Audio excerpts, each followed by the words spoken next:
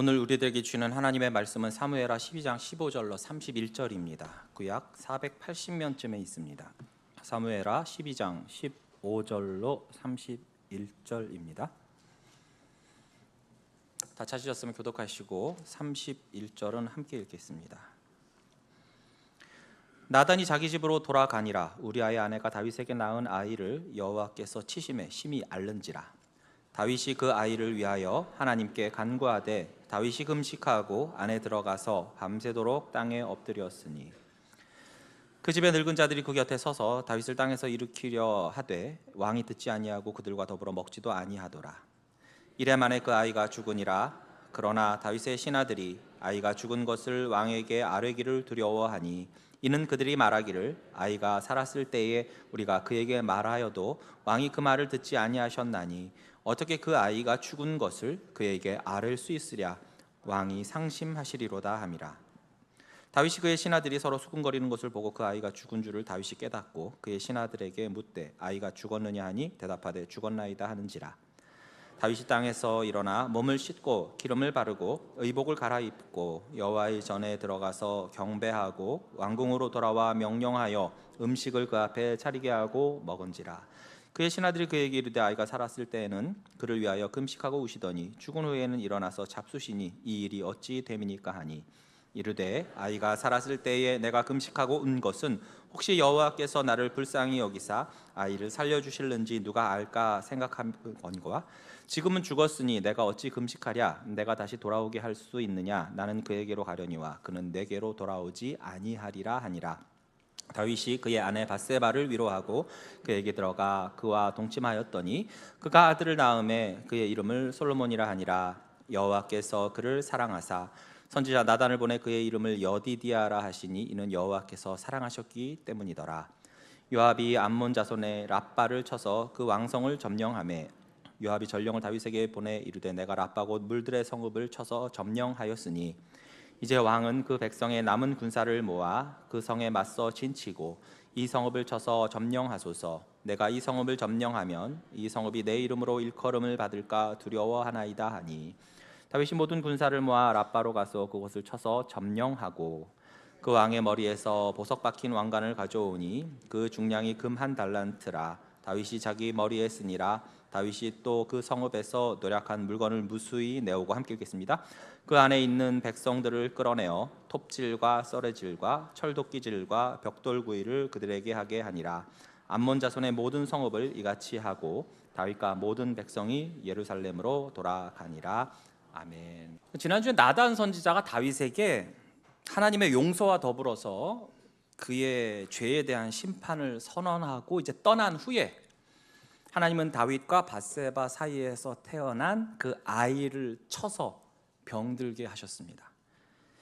여러분, 다윗이 범한 죄는 그저 단순히 도덕적인 어떤 실수, 인격적 결함 정도로 그치는 게 아니라고 했어요. 그것은 바로 하나님의 거룩하심에 대한 심각한 침해이자 도전이었던 것입니다. 다른 사람도 아닌 하나님의 그 무한하신 은혜를 입었던 다윗이었기에 더욱 그러하지요. 그러나 그렇다고 해서 다윗이 범했던 죄, 즉 간음죄라든지 또는 살인교사죄라든지 이런 것만이 하나님의 거룩하심을 침해했다는 뜻은 아니에요. 사실 모든 죄는 하나님을 업신여기는 것이요, 그분을 대적하는 것이고 그분의 거룩하심을 침해하는 것입니다. 그러나 우리 눈에는 어때요? 간음죄, 그 살인교사죄, 이게 막 다른 죄들보다도 훨씬 커 보이고, 그러다 보니 나는 아직까지는 간통은 안 했어. 난 아직까지는 간음죄를 저질러 본 적은 없어. 나는 누군가를 죽이라고 교사한 적이 없어. 난 그 정도는 아니야. 난 그 정도 쓰레기는 아니야. 이렇게 착각을 하는데 아니라는 거예요. 모든 죄는 하나님 보시기에 악하고 하나님은 분명히 죄에 대해서 심판을 하십니다. 그러나 사탄은요, 죄에 대해서 사람들로 하여금 무감각하게 여기도록 하고 별거 아닌 것처럼 만들기 위해서 다양한 전략을 펼칩니다. 지금부터 제가 나열하는 이 사탄의 전략들을 들어보시면서 나 요즘 저기에 해당되는 것 같은데, 난 저거 몇 개가 해당되는데 하면서 한번 고민해 보시기 바랍니다. 자, 사탄은 죄를 웃음거리, 유머로 포장하거나 또는 영화, 음악 같은 문화를 통해서 이 죄를 오히려 매력적이고 자연스럽게 묘사하기도 해요. 도덕적 기준을 상대화하면서 모든 사람이 다 그렇게 해 라는 생각을 우리 안에 주입시키기도 합니다. 야, 요즘 바람 안 피는 사람 어디 있냐?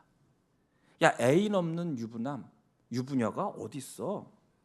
요즘 다 그러고 살아. 그게 트렌드야. 드라마 봐. 다 그런 내용 나오잖아. 이런 식으로 보편화합니다.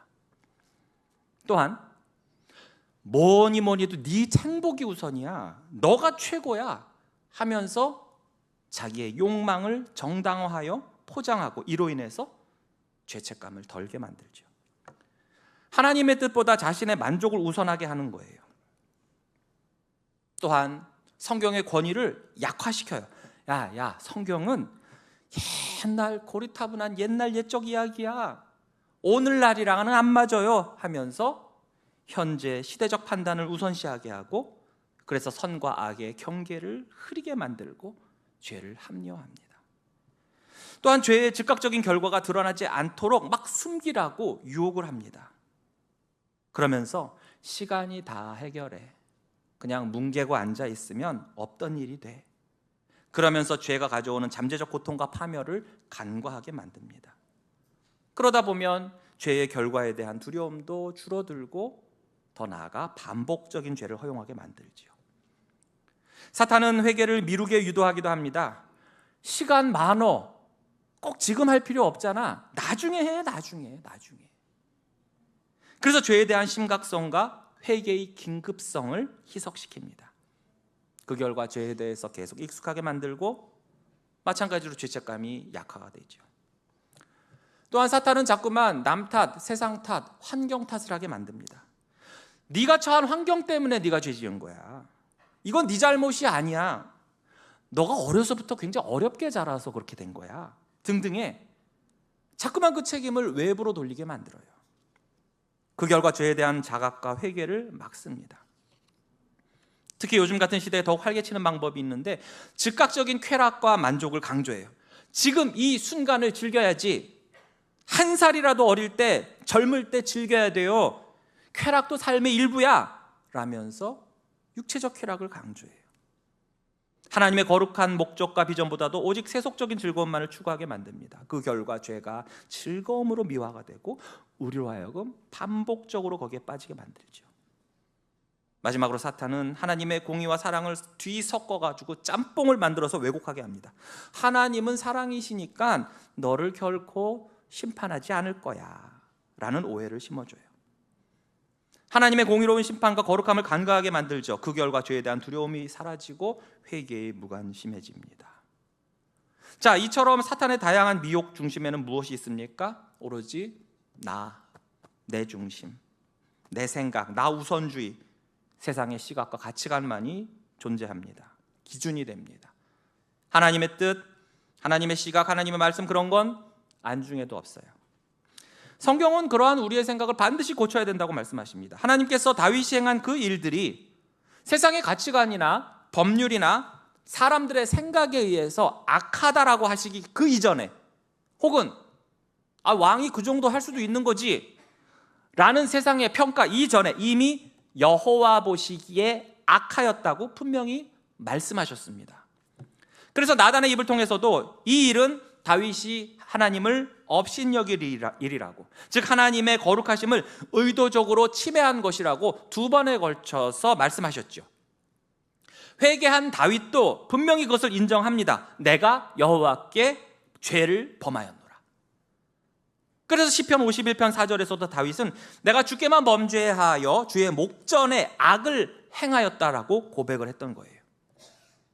하나님 입장에서도 다른 사람도 아닌 다윗이, 즉 그간 얼마나 선하고 아름다운 복들을 퍼부어 주셨고, 그럼에도 너가 부족했다면 이것저것 다 주었을 것이다 라고 했던 그 다윗이 이러한 범죄를 저지르니까 하나님의 마음은 더 아프셨던 거예요. 그러니 저와 여러분이 평소 하나님께서 나와 내 가정에 이런저런 많은 은혜를 베푸셨다라고 입버릇처럼 말해놓고선 죄를 선택한다면 그건 정말 하나님의 뒤통수를 제대로 치는 것입니다. 다윗이 자신의 범죄함을 회개하였기에 하나님은 다윗을 용서하셨지만 다윗이 지은 그 죄에 대한 형벌은 선포하셨어요. 그중 제일 먼저 닥칠 일이 뭡니까? 다윗과 밧세바 사이의 불륜 사이에서 낳은 아이가 죽을 것이라는 것. 그래서 결국 아이는 심히 앓게 되었습니다. 자, 다윗은 이 점을 충분히 인정하고 받아들였지만 그래도 일말의 기대가 있었던 것 같아요. 하나님이 그렇게 죽이겠다고 하셨지만 혹시나 내가 금식하고 밤새도록 울며 기도하면 하나님이 나와 내 아이에게 내리신 이 형벌을 거두지 않으실까? 그는 내심 기대를 했던 거예요. 그래서 18절에 일회, 즉 일주일 만에 아이가 죽었는데 그 일주일 동안 다윗은 아무것도 먹지도 않았고, 즉 금식하며 자지도 않고 울고만 있었다는 거예요. 한 나라의 왕이 저러다가 덜컥 몸져 눕거나 건강이 심하게 상한다면 나라 전체가 위험해질 수 있기 때문에 17절에서 보듯이 원로 대신들이 다윗을 일으키고 억지로라도 식사하시라고, 제발 몸을 추스시라고 그렇게 간언을 했지만 다윗이 거부하죠. 자, 결국 하나님의 심판, 즉 말씀하신 대로 성취하시는 그 하나님의 예언대로 아이는 일주일 만에 안타깝게도 죽고 말았어요. 자, 이때 다윗이 자신의 집무실에 있었는지 혹은 기도하느라 골방에 들어가 있었는지 이 아이의 죽음 소식을 그 즉시 듣지를 못했던 것 같아요. 자, 신하들은 아이의 죽음 사실을 감히 다윗에게 고하지를 못하고 있습니다. 아이가 병들어서 저렇게 시름시름 앓을 때도 저렇게 잠도 안 자고 밥도 안 먹고 울며 애통한 사람이 만약에 그 아이의 사망 소식을 들었을 때 그 충격에 혼절하거나 정신이 나갈까봐 미처 전하지 못하고 있었던 거죠. 야, 네가 전해. 그런데 이 상황을 다윗이 눈치를 가만히 보니까 분위기가 이상한 거예요. 뭔가 일이 터졌어요. 그래서 아이가 죽었는가 하니까 신하들이 기어들어가는 목소리로 왕자께서 돌아가셨습니다. 그제서야 겨우 보고를 한 거예요. 자, 이에 다윗이 큰 충격을 받고 비명을 지르고 떼굴떼굴 구르면서 땅에다가 머리를 쳐박을 줄 알았는데 어떻게 합니까? 그 즉시 다윗이 일어나 몸을 씻고 몸에 기름을 바르고 상복 같았던 옷도 벗어버린 채 화려한 왕의 의복으로 갈아입는 거예요. 그리고 나서 여호와의 전에 들어가는 겁니다. 하나님한테 가서 따지려고 그러나 보다, 하나님한테 원망하려고 그러나 보다 했더니 웬걸 하나님을 경배하고 찬양을 한 후에 다시 왕궁으로 돌아와서 이번엔 왕의 식탁을 차리게 하고 식사를 하더라는 거예요. 일주일을 굶었으니 평소보다 많이 먹었을 겁니다.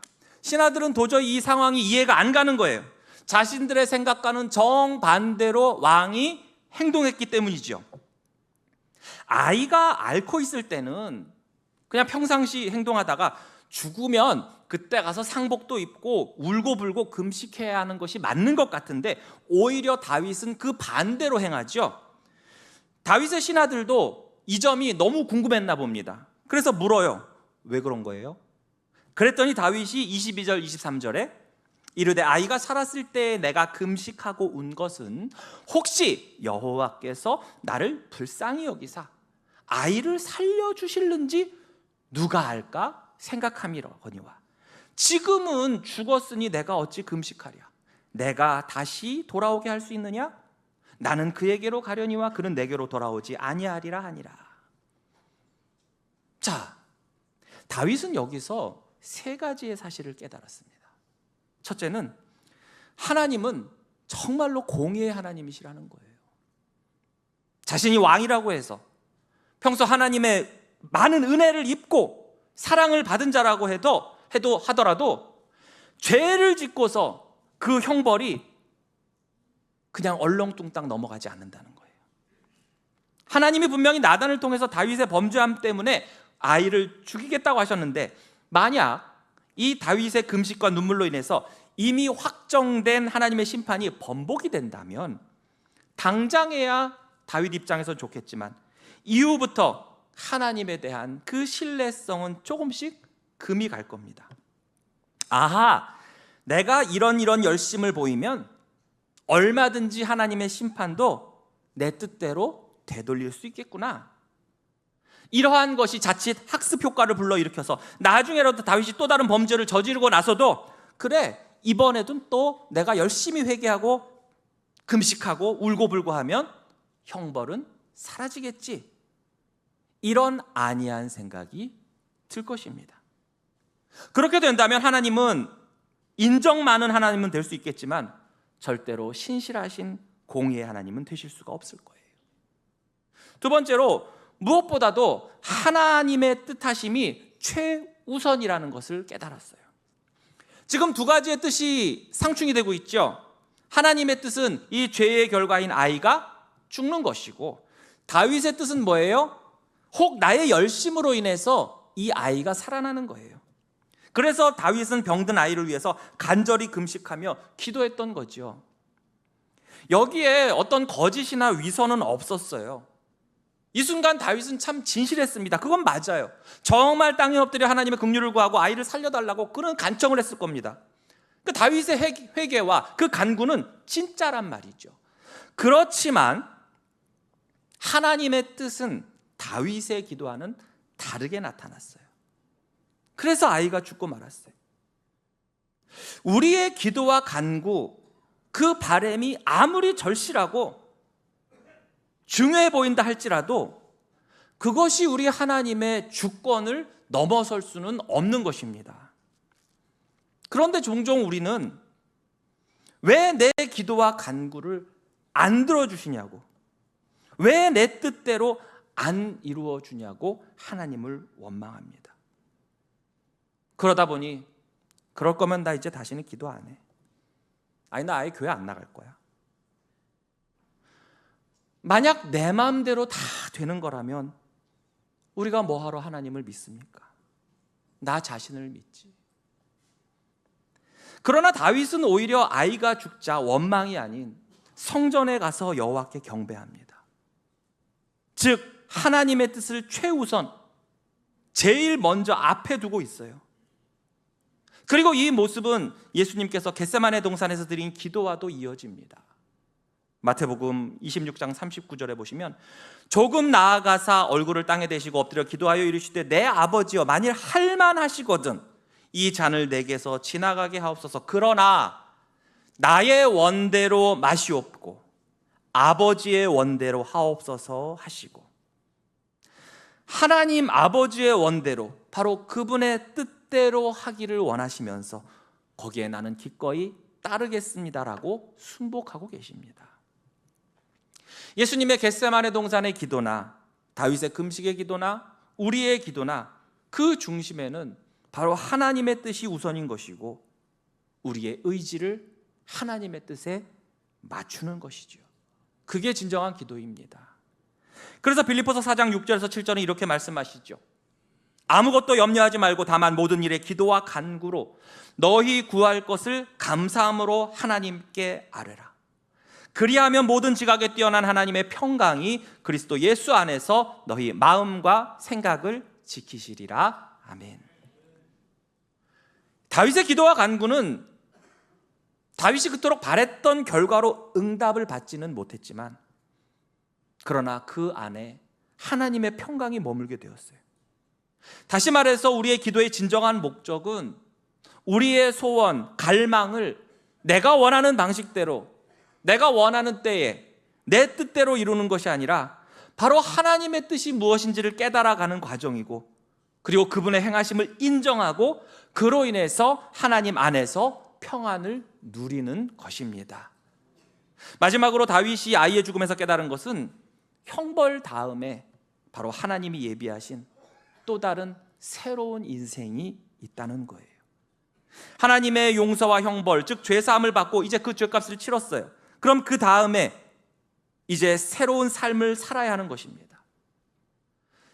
그것을 상징적으로 보여준 게 뭐였어요? 바로 몸을 씻고 기름을 바르고 의복을 갈아입고 여호와의 전에 들어가서 경배하고 왕궁으로 돌아와서 명령하여 음식을 그 앞에 차리게 하고 먹은 거예요. 즉 다시 왕의 일상으로 돌아온 것입니다. 다윗은 죄의 결과를 겸허히 받아들이면서 하나님의 주권을 인정하고 새롭게 시작하려는 그의 결단을 지금 보여주고 있는 거예요. 여전히 죄의 기억 속에 파묻혀서 헤어나지 못하고 아픔 속에서 비통해하며 슬퍼하며 하나님이 허락하시는 이 현재와 미래를 살아가는 것은 결코 바른 신앙인의 행동이 아닌 것입니다. 예수 그리스도께서 우리의 모든 죄를 사하시고 우리가 당해야 할 형벌까지도 예수님이 다 짊어지셨습니다. 믿으십니까? 그렇다면 우리는 어떻게 해야 됩니까? 하나님께서 우리에게 베풀어 주신 그 구속의 은혜에 힘입어서 새 사람이 되고 새로운 인생, 은혜의 인생, 하나님의 자녀로서의 삶을 담대히 기쁨으로 살아가야 됩니다. 그 또한 우리의 책임이자 의무인 거예요. 그런데도 여전히 과거의 죄의 무게, 그 용서하심을 받았음에도 여전히 그 죄를 끌어안은 채 구원받은 백성의 어떠한 감격이나 기쁨도 없이 우울한 신앙생활을 하는 것은 바른 신앙인의 모습이 아닌 것입니다. 이러한 다윗에게 하나님은 새로운 일상, 새로운 출발을 허락하신 증거로 이 밧세바와의 사이에서 아들을 주셨으니 누굽니까? 솔로몬입니다. 24절 25절에 보시면 다윗이 그의 아내 밧세바를 위로하고 그에게 들어가 그와 동침하였더니 그가 아들을 낳음에 그의 이름을 솔로몬이라 하니라. 여호와께서 그를 사랑하사 선지자 나단을 보내 그의 이름을 여디디아라 하시니 이는 여호와께서 사랑하셨기 때문이더라. 특별히 하나님은 이 솔로몬을 사랑하셔서 이름까지 새로 또 지어주셔요.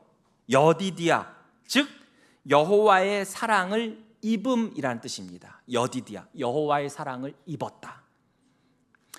여러분, 지금 막 이제 갓난 아기가 뭘 잘한 게 있겠어요? 그렇죠? 얘가 제사를 드렸겠습니까? 아니면 밤새 기도를 했을까요? 헌금을 했을까요? 뭐 율법 조문을 지켰을까요? 그냥 울고 똥 싸고 젖 먹고 그 일밖에 없어요. 하나님이 기뻐하실 만한 일을 한 것도 아닌데 이렇게 하나님이 여디디아라고 하신 것은 하나님이 이 아이를 사랑하시기로 하셨다는 거예요.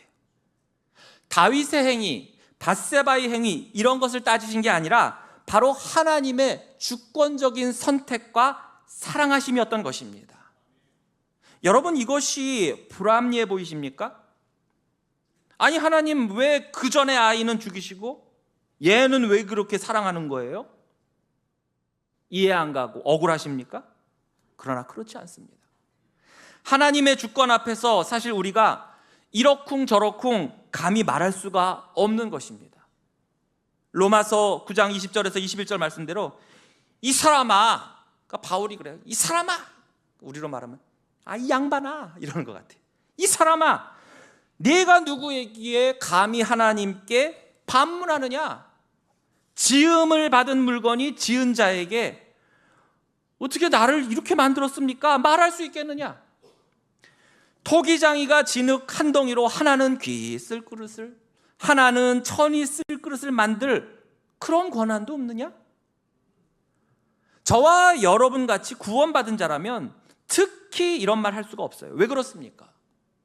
우리야말로 하나님의 어떠한 사랑이나 관심을 받을 만한 존재가 아닌 오히려 진노의 자식이요 하나님의 저주와 심판을 받아 마땅한 자들이었지만 하나님께서 일방적으로 주권적으로 우리를 사랑해 주셨기 때문입니다. 그 사랑으로 우리야말로 여디디아가 된 거예요. 이는 여호와 하나님께서 사랑하셨기 때문이더라. 그러니 하나님께서 자신의 주권으로 이 솔로몬을 사랑하신 것 가지고 우리는 이렇다 저렇다 말할 수가 없는 거예요. 다윗도 그렇고 솔로몬도 그렇고 우리도 그렇고 하나님의 용서하심과 그 사랑과 은혜에 감사하고 감격할 뿐인 것입니다. 여러분, 은혜의 특징이 뭡니까? 대가가 없어요. 일방적이에요. 주권적입니다. 다윗은 하나님의 용서와 함께 비록 자식을 잃는 그 아픔이라는 형벌을 겪었지만 그 이후 새로운 삶, 새로운 길을 다시 시작하게 하시는 그 하나님을 바라보면서 하나님께 나의 죄를 고백하고 그분께 다시 돌아가기만 하면 하나님은 용서해 주시고 비록 형벌의 아픔은 주실지라도 곧 새로운 삶, 새로운 인생을 또한 열어주시는구나 라는 것을 경험하게 된 겁니다. 우리도 그래야 됩니다. 우리가 범죄하였을 때 전심으로 하나님께 돌아가서 하나님께 매달리며 용서를 빌면 우리 하나님은 반드시 용서해 주십니다. 비록 죄로 인한 잠깐의 형벌의 아픔이 있겠지만 이후 새로운 길을 열어주십니다. 그러나 만약 서두에 사탄이 우리의 회개를 방해하는 그러한 전략들에 우리가 미혹되어서 회개를 미룬다거나 형벌이 두려워서 회개하지 않고 그래서 용서받지 못한다면 그때는 하나님과 완전히 단절되고 영원한 형벌에 이르게 될 겁니다. 하나님은 우리에게 예수 그리스도를 보내주셨고 예수의 이름으로 하나님께 구하는 모든 우리의 죄를 용서해 주십니다. 잠깐의 고통이 두려워서 하나님께 돌아가지도 못하고 하나님께 용서를 구하는 일을 게을리해서는 절대 안 될 것입니다. 이 솔로몬의 출생이 또한 더욱 중요한 것은 이 다윗 왕조의 계보를 통해서 하나님의 이 구원 사역이, 이 구속사가 변함없이 이어질 것이라는 것을 보여주셨다는 거예요. 마태복음 1장 1절에서 6절을 볼까요? 거기에는 다윗과 밧세바의 후손으로 오신 예수 그리스도가 나타납니다. 아브라함과 다윗의 자손 예수 그리스도의 계보라. 아브라함이 이삭을 낳고 이삭은 야곱을 낳고 야곱은 유다와 그의 형제들을 낳고 유다는 다말에게서 베레스와 세라를 낳고 베레스는 헤스론을 낳고 헤스론은 람을 낳고 람은 아미나답을 낳고 아미나답은 나손을 낳고 나손은 살몬을 낳고 살몬은 라합에게서 보아스를 낳고 보아스는 룻에게서 오벳을 낳고 오벳은 이새를 낳고 이새는 다윗 왕을 낳으니라. 다윗은 우리아의 아내에게서 솔로몬을 낳고. 자, 여러분, 이 족보에서 좀 특이한 점 보이십니까? 발견하신 분은 제가 이따가 나가실 때 2번 악수를 해드릴게요. 자, 좀 특이한 점이 뭐가 있을까요? 예? 우리아가 특이해요. 예. 우리 함께 갑시다. 자, 대부분은 다 어떻죠? 아버지 이름 다음에 바로 뭐가 나와요? 그 즉시 아들 이름이 나와요. 아브라함은 이삭, 이삭은 야곱, 아미나답은 나손, 나손은 살몬. 그런데 그 중간중간에 여인의 이름이 등장해요.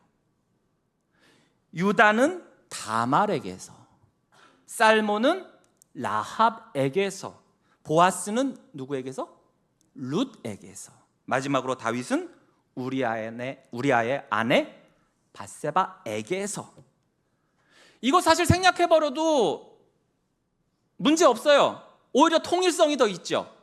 아브라함은 이삭을 낳고 마찬가지로 유다는 페레스를 낳고 살몬은 보아스를 낳고 보아스는 오벳을 낳고 다윗은 솔로몬을 낳고 해도 될 것을 굳이 어떻게 해요? 다말에게서, 룻에게서, 라합에게서, 밧세바에게서를 일부러 언급하고 있어요. 이 여인들의 공통점이 뭡니까? 죄인의 대명사인 이방인이라는 것, 또한 인간의 죄와 그 실패와 관련된 자들이라는 거예요. 그럼에도 이들은 아브라함과 다윗의 자손 예수 그리스도의 계보에 들어가게 되었습니다. 즉 인간의 실패와 죄에도 불구하고 하나님의 이 놀라운 구원 계획은 변함없이 다 이루어진다는 그 진리를 증거하고 있는 것입니다. 다윗의 실패에도 불구하고 하나님은 솔로몬, 여디디아, 즉 여호와의 사랑을 입은 자를 보내주심으로써 다시금 다윗을 회복시켜 주시고 그 다윗과 화목을 이루신 증거로 삼으셨죠. 그리고 이 여디디아라는 이름은 우리를 용서하시고 우리를 회복시키시며 다시 하나님과 화목하게 하신 예수 그리스도의 예표가 되기도 하는 것입니다.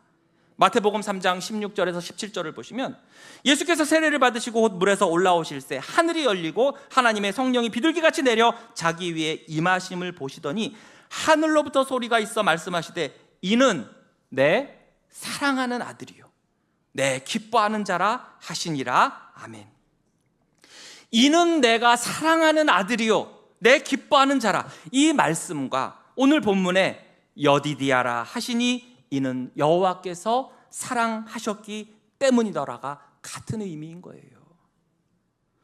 이처럼 솔로몬 여디디아를 통해서 베푸신 하나님의 은혜가 다윗의 삶을 새롭게 하듯이, 이는 내 사랑하는 아들, 내가 기뻐하는 자 예수 그리스도를 보내주신 하나님의 은혜가 우리를 새롭게 하시고 하나님과 화목해 하시는 줄로 믿습니다. 고린도후서 5장 17절 말씀대로 그런즉 누구든지 그리스도 안에 있으면 새로운 피조물이라. 이전 것은 지나갔으니 보라 새 것이 되었도다. 아멘. 다윗의 삶처럼 저와 여러분의 삶도 이 말씀에 생생한 증거들이 되시기를 축복합니다. 이렇게 다윗의 가정의 회복이 이루어지고 이어지는 26절에서 31절은 바로 나라의 회복, 즉 전쟁에서의 승리를 경험하고 평화를 이루게 돼요. 그동안 그렇게 애먹이던 랍바성을 정복한 것입니다. 이는 다윗이 하나님의 은혜 안에서 다시금 그 왕으로서 이 사명을 감당하게 되었음을 상징해요. 그래서 처음 랍바성 전투할 때 그는 전쟁터에 나가지 않았죠. 오늘 본문 말미에 어떻게 됩니까? 그가 직접 전쟁터로 나갑니다. 왕으로서의 그 사명을 다시 회복해요. 그래서 이 승리는 단순한 군사적 승리가 아니라 하나님께서 그의 백성 가운데 일하심을 또한 나타내요.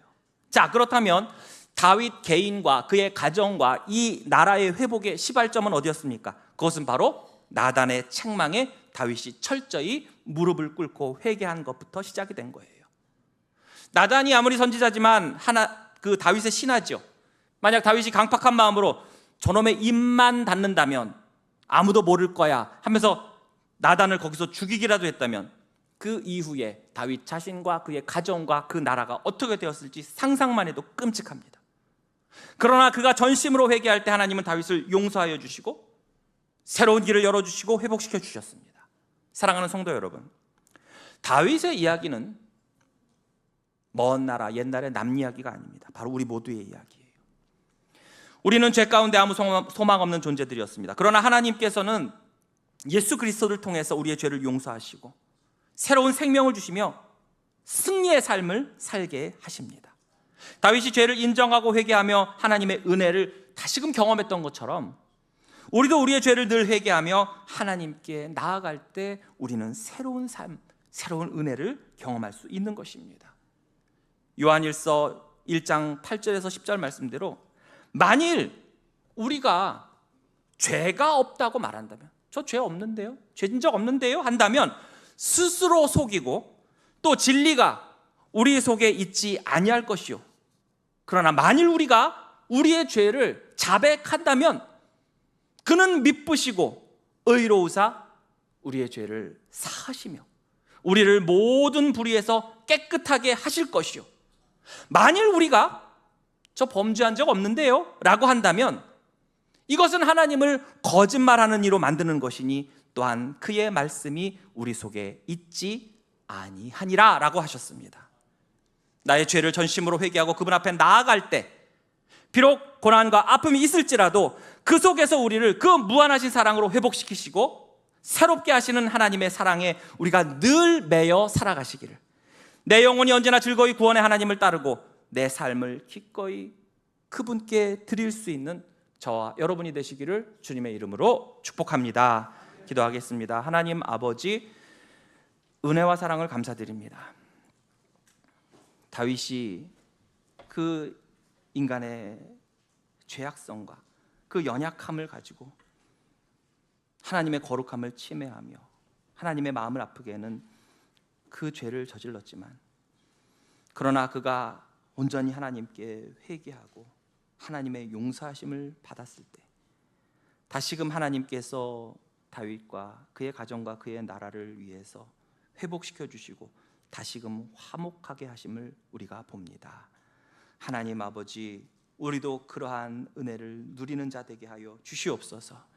사탄의 미혹에 휩싸여서 회개를 뭉개고 또한 미루거나 또한 범죄하지 아니하였다고 거짓말을 하는 것이 아니라 온전히 하나님 앞에 무릎 꿇고 나아갈 때 인자와 긍휼이 풍성하신 하나님께서 반드시 우리를 용서하실 것이고 비록 잠깐의 형벌의 아픔이 있을지라도 그 이후에 하나님께서 새롭게 예비하신 그 은혜와 또한 삶이 있는 줄로 믿사오니 하나님 아버지 신실하신 그 하나님, 사랑의 하나님, 공의의 하나님을 날마다 우리가 신뢰하며 우리가 나아가는 저희들 되게 하여 주시옵소서. 예수님의 이름으로 기도하옵나이다. 아멘.